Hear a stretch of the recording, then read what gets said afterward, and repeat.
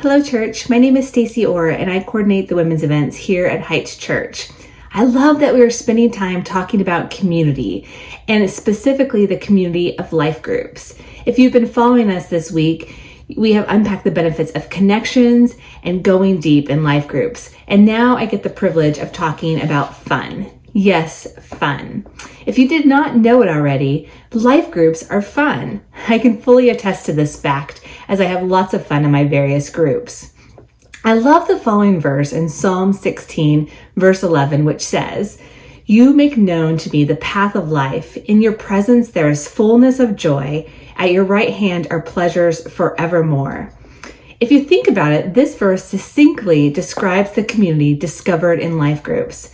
As we meet together and dive into God's word, he makes known to us the paths that we should follow. And as we walk alongside of Jesus, we find joy and pleasure. Guess what? Joy and pleasure are descriptive words for fun.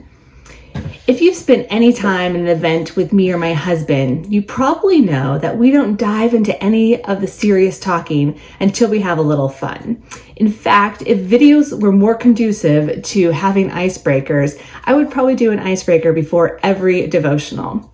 Now, some of you are thinking, yay, icebreakers, how fun, while others of you are thankful that you don't have to describe your week sculpting with Play-Doh. Would it surprise you to know that I didn't always think this way? When I was in college and in graduate school, I was very serious. One could say that I took myself way too seriously. I was convinced that activities that were aimed at breaking the ice were a waste of time, and I did not want to participate them in at all.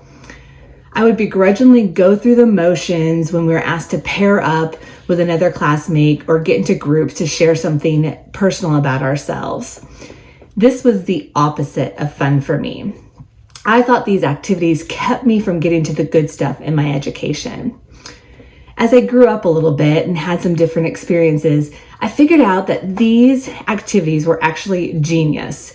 They were a strategy aimed at deepening our connection with each other so that we could more effectively learn and grow together.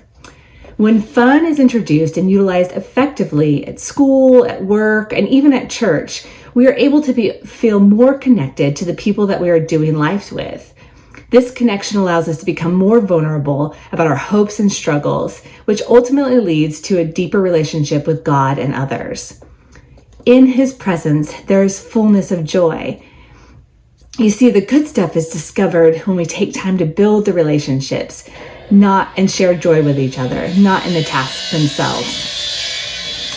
We were made for community. The quality of community is often determined by the degree of engagement and happiness individuals can draw from the community that they are in and those interactions. Communities need structures and guidelines. They also need clear goals and expectations. But as we think about this particular topic in this Devo, I'm going to challenge you to think that and to know that communities also require an element of fun.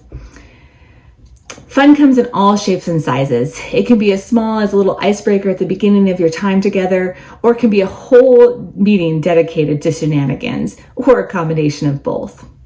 Our daily lives with school, parenting, work, etc. can be stressful and overwhelming.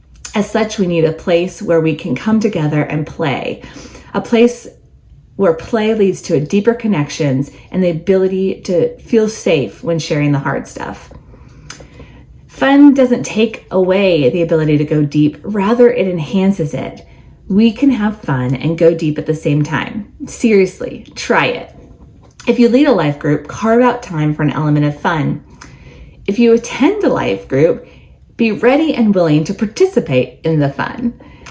If fun comes naturally to you, volunteer to bring the fun to your particular group. And if you are still yet to join a life group, just remember that they are fun as well as going deep and connecting with others. So join us today. As we close and think back to Psalm 16, verse 11, God makes known to us the path of life. We can discover this path when we connect to him and others in life groups. Then when we are in his presence together, we can experience fullness of joy and pleasures forevermore. Let's continue to make fun an integral part of our life groups. You won't regret it. Thanks for joining me today, church. See you next time.